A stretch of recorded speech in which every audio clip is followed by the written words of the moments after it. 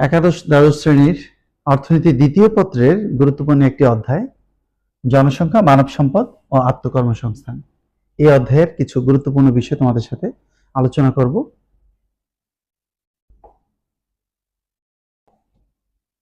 আমরা স্ক্রিনে যে ছবিটি দেখতে পাচ্ছি তিনি হচ্ছেন জন গ্র্যান্ট। 1620 সালে যার জন্ম এবং মৃত্যু হচ্ছে 1674 সালে। আধুনিক জনবিজ্ঞানের মূল প্রবক্তা হচ্ছেন এই জন গ্র্যান্ট। তিনি সপ্তদশ শতাব্দীতে পরিসংখ্যান তথ্যের মাধ্যমে লন্ডন শহরের একটি সুশৃঙ্খল হিসাব উপস্থাপন করেন। কোন একটি নির্দিষ্ট সময়ে কোন দেশের বা অঞ্চলের জন্ম, মৃত্যু, ধর্ম, বর্ণ, পেশা, জেন্ডার এরকম বিভিন্ন বিষয় পরিসাংখ্যিক তথ্যের মাধ্যমে উপস্থাপন করাই হচ্ছে এই জনবিজ্ঞানের অন্যতম কাজ। এইসব তথ্যকে পরিসংখ্যানের আলোকে যদি সাজানো হয় তখন তাকে বলা হয় জনসংখ্যার পরিমাপ। আর এই জনসংখ্যার পরিমাপের মধ্যে গুরুত্বপূর্ণ পরিমাপগুলো হচ্ছে আদমশুমারি, নিবন্ধীকরণ, নমুনা জরিপ, প্রাক্কলন পদ্ধতি। এবং এই চারটি পদ্ধতির মধ্যে সবচেয়ে গ্রহণযোগ্য এবং জনপ্রিয় পদ্ধতি হচ্ছে এই আদমশুমারি পদ্ধতিটি। তোমরা জানো বাংলাদেশে সাধারণত প্রতি 10 বছর অন্তর অন্তর এই জনসংখ্যা পরিমাপ করা হয়, যা খানা জরিপের মধ্য দিয়ে সম্পন্ন করা হয়। এছাড়াও যে পদ্ধতিগুলো নিবন্ধীকরণ পদ্ধতি, নমুনা জরিপ পদ্ধতি এবং প্রাক্কলন পদ্ধতি, এগুলোও গুরুত্বপূর্ণ, তবে সবচেয়ে জনপ্রিয় পদ্ধতি হচ্ছে আদমশুমারি পদ্ধতি। এই পর্যায়ে আমি তোমাদের দেখাবো কিভাবে জনসংখ্যা বৃদ্ধির হার নির্ণয় করতে পারো। জনসংখ্যার বৃদ্ধির হার নির্ণয়ের জন্য দুটি পদ্ধতি, একটি হচ্ছে জনসংখ্যার বৃদ্ধির হার, অপরটি হচ্ছে জনসংখ্যার স্বাভাবিক বৃদ্ধির হার। জনসংখ্যার বৃদ্ধির হার কিভাবে পরিমাপ করব? জন্মহার তার সাথে বহিরাগমন, অর্থাৎ অন্য স্থান হতে এই স্থানে আসাটাকে বলা হয় বহিরাগমন, বাহির থেকে আগমন। এই দুটির যোগফল থেকে আমরা যদি মৃত্যুহার এবং বহির্গমনকে বাদ দিই, বহির্গমন অর্থাৎ বাহিরে চলে যাওয়া, অন্যত্র চলে যাওয়া, তাহলে মৃত্যুহার তার সাথে বহির্গমনকে একসাথে করে আমরা এই দুটির যে ব্যবধান তাকে 1000 দিয়ে ভাগ করে যদি 100 দিয়ে গুণ করি তাহলে জনসংখ্যার বৃদ্ধির হার নির্ণয় করতে পারবো। যদি স্বাভাবিক বৃদ্ধির হার কথাটি উল্লেখ করা হয় তাহলে জন্মহার এবং মৃত্যুহারের যে ব্যবধান তাকে 1000 দিয়ে ভাগ করে 100 দিয়ে গুণ করলে স্বাভাবিক বৃদ্ধির হারটি তোমরা নির্ণয় করতে পারবে। এবারে দেখি জনসংখ্যার ঘনত্ব বলতে কি বোঝায়, যাকে ইংরেজিতে বলা হয় ডেনসিটি অফ পপুলেশন, যাকে বলা হচ্ছে DP, density of population. Density of population অর্থাৎ জনসংখ্যার ঘনত্ব পরিমাপ করার জন্য যে সূত্রটি তোমরা ব্যবহার করবে, total population divided by total area. Total population হচ্ছে এই যে মোট জনসংখ্যা এবং টোটাল এরিয়া হচ্ছে এই মোট আয়তন, আর ডিপি হচ্ছে ডেনসিটি অফ পপুলেশন। তাহলে খুব সহজেই এই সূত্রটি ব্যবহার করে, অর্থাৎ density of population total population total area, এই সূত্রটি দ্বারা জনসংখ্যার ঘনত্ব পরিমাপ করতে পারবে। তাহলে জনসংখ্যার ঘনত্ব কাকে বলে? জনসংখ্যার ঘনত্ব হচ্ছে কোন অঞ্চলে প্রতি বর্গ কিলোমিটারে যতজন লোক বসবাস করে, প্রতি বর্গ কিলোমিটারে যতজন লোক বসবাস করে তাকে বলা হয় জনসংখ্যার ঘনত্ব। প্রথমে লক্ষ্য করো 2011 সালে আদমশুমারি তথ্য অনুযায়ী বসবাসরত বাংলাদেশের জনসংখ্যা কত ছিল? 14,98,00,000 এবং বাংলাদেশের আয়তন আমরা জানি 1,47,570 বর্গ কিলোমিটার। তাহলে তুমি জনসংখ্যার ঘনত্ব কিভাবে বের করবে? 14,98,00,000 14,98,00,000 লিখে 1,47,570 দিয়ে যদি ভাগ করো তাহলে প্রতি বর্গ কিলোমিটারে পেয়ে যাবে। তাহলে 2011 সালের আদমশুমারি তথ্যানুযায়ী জনসংখ্যার ঘনত্ব কত দাঁড়ায়? 1015 জন, অর্থাৎ প্রতি বর্গ কিলোমিটারে 1015 জন বসবাস করে। অনুরূপভাবে 2022 সালে অনুষ্ঠিত সর্বপ্রথম ডিজিটাল পদ্ধতিতে আদমশুমারি পরিচালিত হয় এবং সেই তথ্য অনুযায়ী 16,91,58,616 জন বসবাস করে। সে অনুপাতে 2022 সালের আদমশুমারির তথ্যানুযায়ী প্রতি বর্গ কিলোমিটারে বসবাস করে 1119 জন। তাহলে 2011 সাল থেকে 2022 সালে প্রতি বর্গ কিলোমিটারে বসবাসরত জনসংখ্যা কিছুটা বৃদ্ধি পেয়েছে। এইভাবে আমরা জনসংখ্যার ঘনত্ব পরিমাপ করতে পারি। কিছু তথ্য আমরা এখানে দেখতে পাচ্ছি। জনসংখ্যার ঘনত্ব প্রতি বর্গ কিলোমিটারে লক্ষ্য করা যাচ্ছে বাংলাদেশে সবচেয়ে বেশি, অর্থাৎ 1015 জন প্রতি বর্গ কিলোমিটারে বসবাস করে। সেখানে ভারত, শ্রীলঙ্কা, পাকিস্তান, নেপাল, ভুটান সবগুলোতে লক্ষ্য করা যায় 400-র নিচে। এবং একে যদি আমরা চিত্রে দেখাতে চাই তাহলে আমরা কিভাবে চিত্রটি অঙ্কন করতে পারি? ধরে নিচ্ছি লম্ব অক্ষ এবং এই হচ্ছে ভূমি অক্ষ।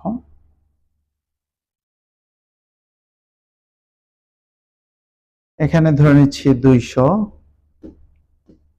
400, 600, 800, 1000, 1200 এভাবে ধরে নিচ্ছি এবং লম্ব অক্ষে জনসংখ্যার ঘনত্ব প্রকাশ করছি। জনসংখ্যার ঘনত্ব, ডেনসিটি অফ পপুলেশন, আমি সংক্ষেপে ডিপি লিখছি। আর ভূমি অক্ষে বিভিন্ন কান্ট্রি বা দেশ উপস্থাপন করা হয়েছে, আমি কান্ট্রি ব্যবহার করতেছি। এখান থেকে আমরা একটি দেখাতে পারি, প্রায় 400-এর কাছাকাছি আরেকটি দণ্ড ব্যবহার করছি। 323,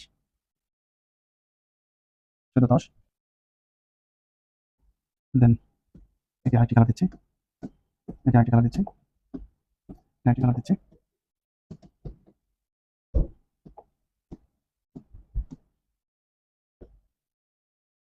এইভাবে এই তথ্যের আলোকে কখনো যদি তোমার প্রশ্নে উল্লেখ থাকে যে উপযুক্ত চিত্রে দেখাও, তাহলে আমরা এভাবে দেখাতে পারি এবং সেখানে চাইলে আমরা বিভিন্ন সূচক উল্লেখ করতে পারি।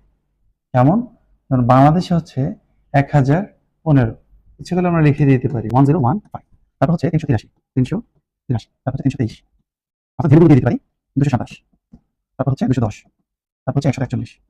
এটি হচ্ছে বাংলাদেশ, এটি হচ্ছে ইন্ডিয়া, তারপর হচ্ছে শ্রীলঙ্কা, তারপর হচ্ছে পাকিস্তান, তারপর হচ্ছে নেপাল এবং সবশেষ হচ্ছে চীন। এভাবে বিভিন্ন দেশগুলোর দণ্ডচিত্র অঙ্কন করে আমরা উপস্থাপন করতে পারি। অনেক সময় উদ্দীপক এরকম তথ্য দিয়ে তোমার কাছ থেকে জানতে চাইবে যে উপযুক্ত চিত্রে দেখাও বা দেখানো সম্ভব কিনা। এবং এই দণ্ডচিত্রের মধ্যে সবচেয়ে বড় দেখা যাচ্ছে প্রতি বর্গ কিলোমিটারে বাংলাদেশে 1015 জন করে বসবাস করে। জনসংখ্যার নির্ধারক। জনসংখ্যার নির্ধারক বলতে কি বোঝায়? একটি দেশের বা অঞ্চলের জনসংখ্যা যেসব বিষয়ের উপর নির্ভর করে তাকেই বলা হয় জনসংখ্যার নির্ধারক। নির্ধারকের বিকল্প আরো কিছু শব্দ ব্যবহার করা যায়, প্রভাবক, নিয়ামক। তাহলে জনসংখ্যার নির্ধারক সমূহ কি কি? জনসংখ্যার নির্ধারকগুলো হচ্ছে জন্মহার, মৃত্যুহার, নিট অভিবাসন, ভূপ্রকৃতি, জমির উর্বরতা, আবহাওয়া, কর্মসংস্থান, শিল্পায়ন, শহরায়ন, জীবনযাত্রার মান, যাতায়াত ব্যবস্থা, এরকম আরো বিভিন্ন বিষয় আছে যেগুলোর উপরে একটি অঞ্চল বা একটি দেশের জনসংখ্যা কিরকম হবে তা নির্ভর করে। এই উপাদানগুলোকেই বলা হয় জনসংখ্যার নির্ধারক। জন্মহার। জন্মহার যাকে ইংরেজিতে বলা হয় বার্থ রেট, যাকে স্থূল জন্মহার বলতে পারি, যেটাকে বলা হয় ক্রুড বার্থ রেট, বা একে বলা হয় অশোধিত জন্মহার। তো এটা নির্ণয় করার জন্য যে সূত্রটি, সেটাকে আমরা সংক্ষেপে লিখব। সূত্রটি হচ্ছে CBR, ক্রুড বার্থ রেট, অর্থাৎ স্থূল জন্মহার। এবং স্থূল জন্মহার আমরা পরিমাপ করব summation B divide by summation of P. Summation of B বলতে কি বোঝায়? সামেশন অফ বি হচ্ছে নির্দিষ্ট বছরে জন্মগ্রহণকারী মোট শিশুর সংখ্যা, সেটাকে বলা হচ্ছে সামেশন অফ বি। এবং সামেশন অফ পি হচ্ছে পপুলেশন, অর্থাৎ জনসংখ্যা। ওই নির্দিষ্ট বছরের মাঝামাঝি সময়ে বসবাসরত মোট জনসংখ্যাকে বলা হচ্ছে সামেশন অফ পি, এবং প্রতি হাজারে তা কত, এই জন্য আমরা 1000 দিয়ে গুণ করব। এবং এই সূত্রটির সাহায্যে তুমি খুব সহজেই এই অশোধিত জন্মহার অর্থাৎ CBR, ক্রুড বার্থ রেট, এটি নির্ণয় করতে পারবে। 2011 সালের আদমশুমারির তথ্যানুযায়ী বাংলাদেশের স্থূল জন্মহার ছিল প্রতি হাজারে 19.2, যা অন্যান্য দেশের তুলনায় অনেকটা বেশি। এবারে দেখি মৃত্যুহার। স্থূল মৃত্যুহার অর্থাৎ ক্রুড ডেথ রেট, আমরা লিখতে পারি CDR, ক্রুড ডেথ রেট। এই সূত্রটি পারলে এই সূত্রটি পারবে। এই বার্থের জায়গায় ডি বসাও, বি এর জায়গায় ডি। সামেশন অফ ডি হচ্ছে নির্দিষ্ট বছরে মৃত্যুগ্রহণকারী যে শিশুর সংখ্যা সেটি, এবং সামেশন অফ পি হচ্ছে ওই নির্দিষ্ট বছরের মাঝামাঝি সময়ে বসবাসরত মোট জনসংখ্যা এবং প্রতি হাজারে তা কত, এই জন্য 1000 দিয়ে গুণ করবে। খুব সহজে এই সূত্রটির সাহায্যে স্থূল মৃত্যু হার নির্ণয় করতে পারবে। এবং 2011 সালের আদমশুমারি হিসেবে তথ্য অনুযায়ী বাংলাদেশের মৃত্যু হার হচ্ছে 5.5, প্রতি হাজারে 5.5 হচ্ছে মৃত্যু হার ছিল। তাহলে এই হচ্ছে ক্রুড বার্থ রেট এবং ক্রুড ডেথ রেট। এ পর্যায়ে আমরা ব্যাখ্যা করব নিট অভিবাসন। নিট অভিবাসন হচ্ছে নিট ইমিগ্রেশন। এই নিট ইমিগ্রেশন হচ্ছে এক স্থান হতে অন্য স্থানে অথবা এক দেশ থেকে অন্য দেশে গমন করাকে বলা হচ্ছে অভিবাসন। এই অভিবাসনের আগমন ও নির্গমন দুটি অংশ রয়েছে।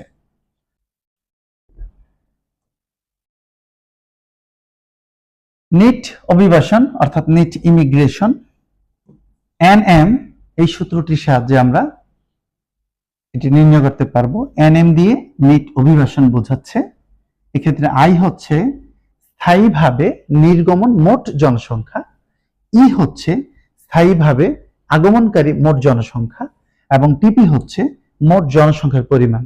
তাহলে আমরা খুব সহজেই এনএম আই মাইনাস ই এবং টিপি ইন্টু 1000, এই সূত্রটি দিয়ে আমরা খুব সহজেই নিট অভিবাসন নির্ণয় করতে পারবো। এবারে দেখি জনসংখ্যা বৃদ্ধির প্রভাব। জনসংখ্যা যদি খুব বেশি হয়, মাত্রাতিরিক্ত হয়, তাহলে কোন কোন বিষয়ের উপরে প্রভাব পড়ে?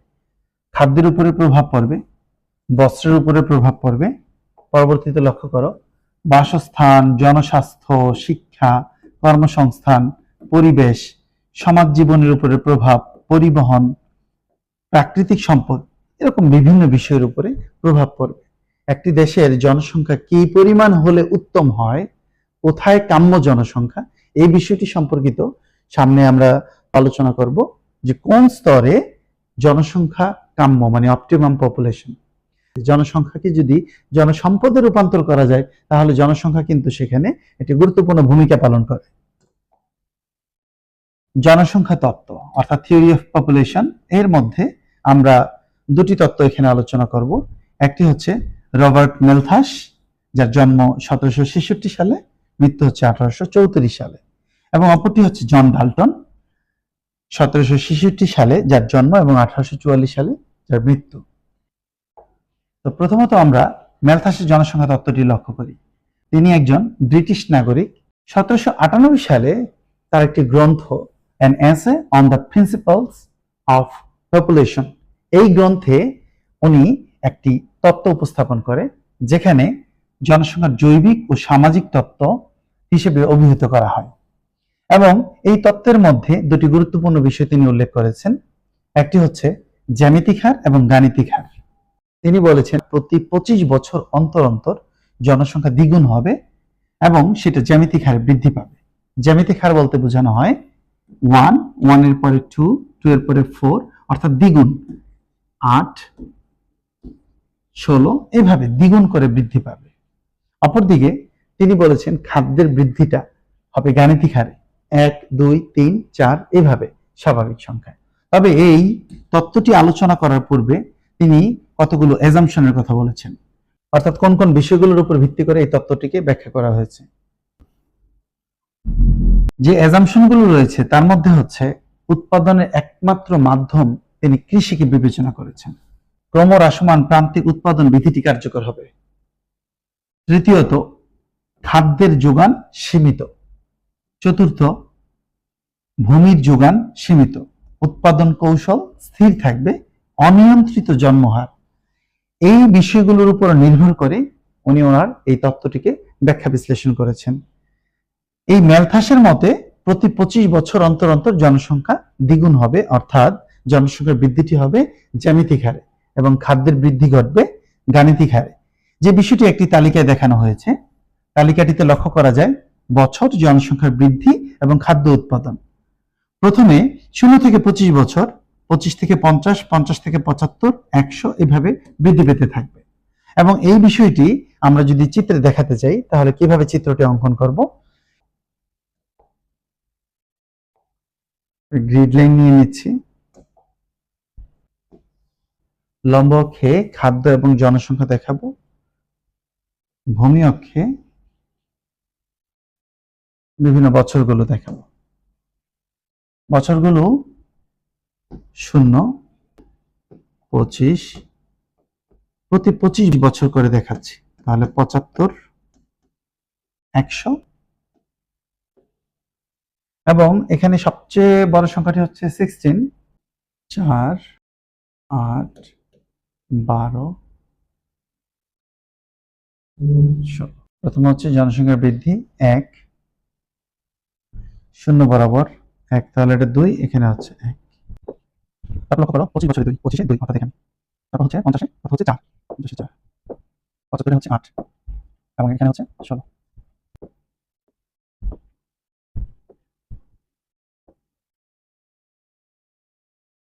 এই রেখাটি হচ্ছে জনসংখ্যা বৃদ্ধিকে নির্দেশ করে এবং অপরটি হচ্ছে খাদ্য উৎপাদন। খাদ্য 50 হচ্ছে 3 এবং 75 হচ্ছে 4, 100 হচ্ছে 5।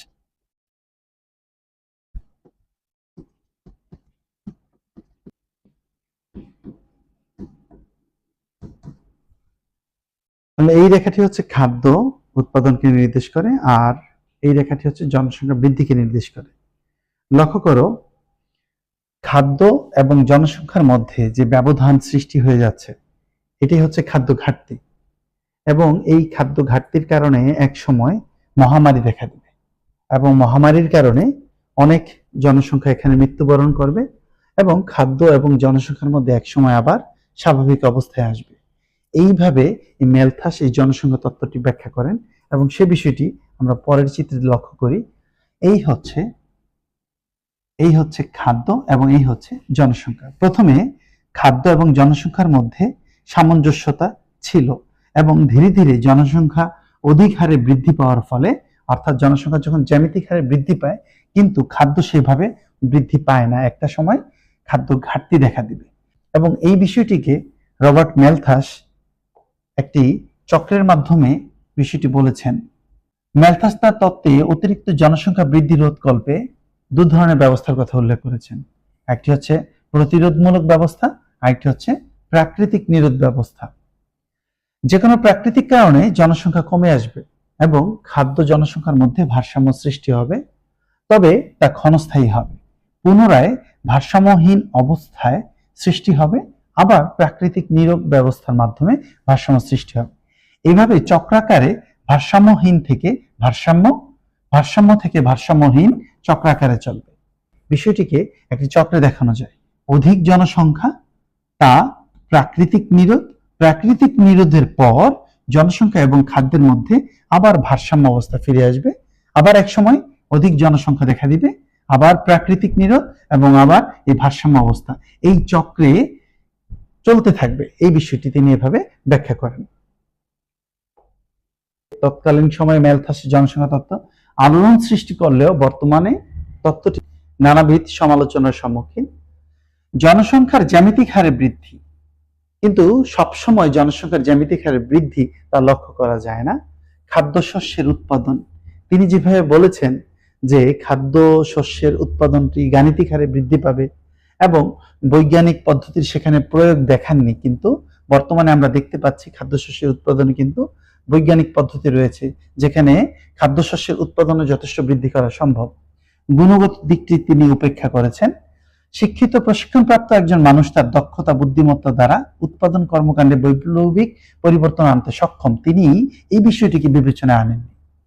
কৃষি ব্যতীত অন্যান্য উৎপাদন ক্ষেত্র, তিনি একমাত্র উৎপাদনের মাধ্যমটি বলেছেন কৃষি, কিন্তু কৃষি ছাড়াও যে আরো বিভিন্ন বিষয় রয়েছে যেমন শিল্প ক্ষেত্রে, সেবা ক্ষেত্র, বিভিন্ন উৎপাদনের কর্মকাণ্ড রয়েছে, সে বিষয়টি তিনি উল্লেখ করেননি। অভিবাসন প্রসঙ্গটি এই বিষয়ে উপেক্ষিত হয়েছে, অর্থাৎ জনসংখ্যা বৃদ্ধি পৃথিবীর সব জায়গায় একরকম নয়। উর্বরতার পার্থক্যের কারণে এই তারতম্য ঘটে। এক্ষেত্রে অধিক ঘনবসতিপূর্ণ স্থান হতে কম ঘনবসতিপূর্ণ স্থানে জনসংখ্যা স্থানান্তরের মাধ্যমে প্রাকৃতিক সম্পদ ও জনসংখ্যার ভারসাম্য আনয়ন সম্ভব, তিনি এই বিষয়টি এই তত্ত্বে উল্লেখ করেননি। তারপর লক্ষ্য করো আন্তর্জাতিক বাণিজ্য ও মুক্ত বাণিজ্যের প্রেক্ষাপট। তিনি আন্তর্জাতিক বাণিজ্য বা মুক্ত বাণিজ্য এই বিষয়টি এখানে উপেক্ষিত করেছে, যেখানে আমদানি রপ্তানি বিষয়টির মাধ্যমেও খাদ্য ঘাটতি রোধ করা সম্ভব। তো সবশেষে এই ধরনের সমস্যা থাকা সত্ত্বেও জনবহুল দেশ ভারত, চীন, বাংলাদেশ, পাকিস্তান, শ্রীলঙ্কা প্রভৃতি দেশসমূহে খাদ্য ও জনসংখ্যার মধ্যে অসামঞ্জস্যতা বহু বছর পর হলেও ম্যালথাসের জনসংখ্যা তত্ত্বটির বাস্তব প্রেক্ষাপট স্মরণ করিয়ে দেয়। পল স্যামুয়েলসন বলেছেন, ভারত, চীন এবং পৃথিবীর অন্যান্য অঞ্চলে খাদ্য ও জনসংখ্যার মধ্যে সামঞ্জস্যের কথাটি যখন ভাবা হয়, তখন এই তত্ত্বের মধ্যে সত্যের যে বীজ নিহিত আছে তা প্রমাণিত হয়। এই ছিল ম্যালথাসের জনসংখ্যা তত্ত্বটি। ঊনবিংশ শতাব্দীর শেষে ম্যালথাস জনসংখ্যা তত্ত্বটি প্রচারিত হওয়ার পর বিংশ শতাব্দীর প্রথম ভাগে কয়েকজন অর্থনীতিবিদ বিকল্প তত্ত্ব হিসেবে এই কাম্য জনসংখ্যা তত্ত্বটি প্রকাশ ও প্রচার করেন। এসব অর্থনীতিবিদদের মধ্যে Edwin Cannan, Robbins, Boulding, Dalton, Sanderson প্রমুখ ব্যক্তিগণ উল্লেখযোগ্য। 1923 সালে the population problem a study in evaluation গ্রন্থে স্যান্ডার্সের বক্তব্যে একটি জনপ্রিয়তা প্রকাশ পায়। জনসংখ্যার যে স্তরে মাথাপিছু আয় সর্বোচ্চ, সেই স্তরকে কাম্য জনসংখ্যা স্তর বলা হয়। প্রথমে লক্ষ্য করি, এই বোল্ডিং বলেছেন, জীবনযাত্রার মান সর্বোচ্চ প্রাপ্তি নিশ্চিতকারী জনসংখ্যাকে কাম্য জনসংখ্যা বলা হয়। স্যান্ডার্স বলেছেন, সর্বোচ্চ অর্থনৈতিক কল্যাণ অর্জনকারী জনসংখ্যা স্তরকে কাম্য জনসংখ্যা বলা হয়। রবিন্স বলেছেন, সম্ভাব্য সর্বোচ্চ উৎপাদন ও প্রতিদান সৃষ্টিকারী জনসংখ্যা স্তরকে কাম্য জনসংখ্যা বলা হয়। ক্যানন এর মতে, একটি দেশে প্রযুক্তি স্থির ধরলে শ্রমপিছু সর্বোচ্চ প্রাপ্তি নিশ্চিতকারী জনসংখ্যাকে কাম্য জনসংখ্যা বলা হয়। ইনি হচ্ছেন জন ডাল্টন, যার জন্ম 1766 সালে এবং মৃত্যু হচ্ছে 1844 সালে। ডাল্টনের কাম্য জনসংখ্যা তত্ত্বে কতগুলো অ্যাজাম্পশন দিয়েছেন তিনি। অ্যাজাম্পশন গুলো হচ্ছে, পূর্ণ নিয়োগ থাকবে, প্রাকৃতিক সম্পদ স্থির থাকবে, উৎপাদন কৌশল স্থির, জনশক্তির কর্মস্পৃহা থাকবে, উন্নত জীবনযাত্রা, উন্নত জ্ঞান সংস্কৃতি বিদ্যমান থাকবে, মোট জনসংখ্যা এবং কর্মজীবী জনসংখ্যার অনুপাত স্থির থাকবে। এই কতগুলো অ্যাজাম্পশনের উপর ভিত্তি করে এই জন ডাল্টনের কাম্য জনসংখ্যা তত্ত্বটি আমরা ব্যাখ্যা করব। এই ডাল্টনের মূল সূত্রটি হচ্ছে m সমান সমান a minus O divided by O. m হচ্ছে অসামঞ্জস্যতার পরিমাণ, a হচ্ছে অ্যাকচুয়াল পপুলেশন এবং ও হচ্ছে অপটিমাম পপুলেশন অর্থাৎ কাম্য জনসংখ্যা। তাহলে কাম্য জনসংখ্যা আমরা কোন স্তরটিকে বলবো? আমরা যদি মাথাপিছু আয় লক্ষ্য করি, একটি তালিকার মাধ্যমে এই কাম্য জনসংখ্যাটি আমরা ব্যাখ্যা করতে পারি। লক্ষ্য করি, জনসংখ্যা 5 লক্ষ, 10 লক্ষ এবং 15 লক্ষ। 5 লক্ষের ক্ষেত্রে মাথাপিছু আয় যদি আমরা ডলারে এখানে প্রকাশ করেছি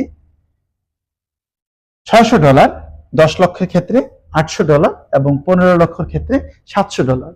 জনসংখ্যা যখন 10 লক্ষ, তখন লক্ষ্য করা যায় মাথাপিছু আয় সর্বোচ্চ যা $800। তাহলে 10 লক্ষর কম হলে আমরা বলবো কম জনসংখ্যা, 10 লক্ষর বেশি হলে বলবো অধিক জনসংখ্যা বা বেশি জনসংখ্যা। এই বিষয়টিকে এই সূত্রের সাহায্যে আমরা কিভাবে পরিমাপ করতে পারি? মনে করি একটি দেশে 5 লক্ষ জনসংখ্যা রয়েছে, তাহলে 5 লক্ষ হচ্ছে অ্যাকচুয়াল পপুলেশন, কিন্তু আমরা এই তালিকায় লক্ষ্য করি 10 লক্ষ হলে ওই দেশের জনসংখ্যা অপটিমাম হয়। তাহলে আমি অপটিমাম পপুলেশনের জায়গায় 10, অপটিমাম পপুলেশনের জায়গায় 10, তাহলে যদি এই হিসেবটা করি তাহলে কি দাঁড়ায়? 5 মাইনাস 10, তার মানে মাইনাস 5, 10। তাহলে রেজাল্টে কি দাঁড়ায়? মাইনাস 0.5 অর্থাৎ লেস দেন 0। যখন দেখবো এই সূত্রের মান লেস দেন 0, তখন আমরা বলবো কম জনসংখ্যা। একইভাবে এই সূত্রের আলোকে যদি এই স্তরে পরিমাপ করি তাহলে আমরা লক্ষ্য করি 0, অর্থাৎ যখন 0 হবে m এর মান, অর্থাৎ এই রেজাল্টটি যখন 0 হবে তখন আমরা বলবো অপটিমাম পপুলেশন বা কাম্য জনসংখ্যা। আর যদি লেস দেন না হয়, গ্রেটার দেন হয়, তাহলে আমরা তাকে বলবো বেশি জনসংখ্যা। এই তথ্যের আলোকে যদি আমরা চিত্রে দেখাতে চাই তাহলে কিভাবে দেখাতে পারি?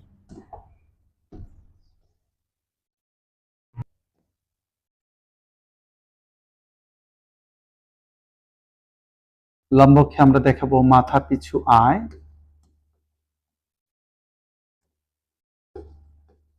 মাথাপিছু আয়, এবং ভূমি অক্ষে দেখাবো জনসংখ্যা, পপুলেশন।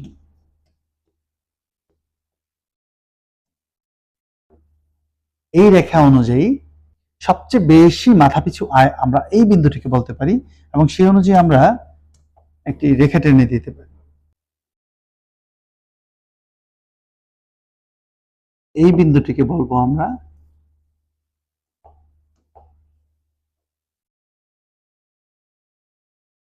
এই স্তরে জনসংখ্যা, আমরা এখানে পি নট দিচ্ছি। এই পি নট স্তরে মাথাপিছু আয় লক্ষ্য করছি সর্বোচ্চ, অর্থাৎ এখানে এম এর মান 0, আর এদিকে হচ্ছে এম লেস দেন 0 এবং এদিকে হচ্ছে এম গ্রেটার দেন 0। তাহলে এটা হচ্ছে কম জনসংখ্যা এবং এইখানে হচ্ছে বেশি জনসংখ্যা, আর এই স্তরটি হচ্ছে কাম্য জনসংখ্যা। এভাবে আমরা ডাল্টনের কাম্য জনসংখ্যা তত্ত্বটিকে চিত্রের সাহায্যে উপস্থাপন করতে পারি। ম্যালথাসের জনসংখ্যা তত্ত্বে যেমন কতগুলো সমালোচনা ছিল, কাম্য জনসংখ্যা তত্ত্বেরও কিছু সমালোচনা রয়েছে।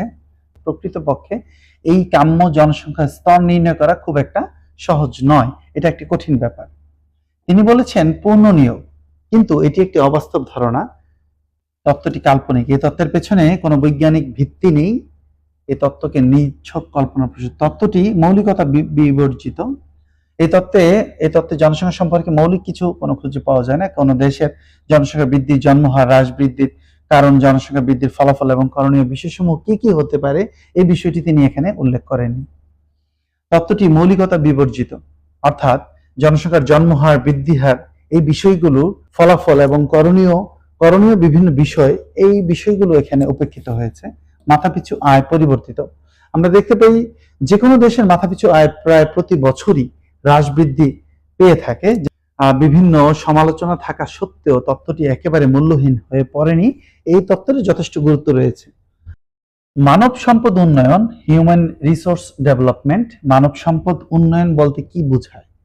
মানব সম্পদ উন্নয়ন হলো এমন একটি প্রক্রিয়া যেখানে জনগোষ্ঠীকে উন্নত স্বাস্থ্যসেবা, প্রয়োজনীয় শিক্ষা, প্রশিক্ষণ, সুষম খাবার গ্রহণ, উন্নত স্যানিটেশন ব্যবস্থা, বাসস্থান নিশ্চিতকরণের মাধ্যমে সুস্বাস্থ্যের অধিকারী একজন দক্ষ মানব গোষ্ঠী গড়ে তোলাকে বোঝায়। মানব সম্পদ উন্নয়নের জন্য কতগুলো উপাদানের কথা বলেছেন নোবেল জয়ী সুইডিশ অর্থনীতিবিদ গুনার মিডাল, যার জন্ম হচ্ছে 1898 সালে এবং মৃত্যু হচ্ছে 1987 সালে। গুনার মিডাল এর মতে মানব সম্পদ উন্নয়নের 8টি উপাদান বিশেষভাবে উল্লেখযোগ্য, আর সেই 8টি উপাদানগুলো হচ্ছে খাদ্য ও পুষ্টি, বস্ত্র, বাসস্থান, স্বাস্থ্য সুবিধা, শিক্ষা, গণযোগাযোগ মাধ্যম, শক্তি ভোগ এবং পরিবহন। এই বিষয়গুলো হচ্ছে মানব সম্পদ উন্নয়নের উপাদান। মানব সম্পদ উন্নয়নে সরকার বিভিন্ন পদক্ষেপ গ্রহণ করেন, যেখানে রয়েছে শিক্ষা ও প্রশিক্ষণ ব্যবস্থা, জনস্বাস্থ্যের উন্নয়ন, জনসংখ্যা নিয়ন্ত্রণ, সামাজিক পরিবেশ উন্নতকরণ, অপুষ্টি দূরীকরণ, পল্লী উন্নয়ন, জেন্ডার বৈষম্য হ্রাস, শিশুর অনুকূল পরিবেশ প্রদান, জীবনযাত্রার মান উন্নতকরণ, তথ্য প্রযুক্তির বিকাশ, পরিবহন ও যোগাযোগ ব্যবস্থার উন্নয়ন। এই বিষয়গুলো খুব গুরুত্বপূর্ণ। এবারে আমরা আলোচনা করব আত্মকর্মসংস্থান, যাকে বলা হয় সেলফ এমপ্লয়মেন্ট। আত্মকর্মসংস্থান আসলে কি? আত্মকর্মসংস্থান বলতে বোঝায় স্বকর্মসংস্থান, যেখানে নিজেই নিজের কর্ম সৃষ্টি করা, তাকে বলা হচ্ছে আত্মকর্মসংস্থান।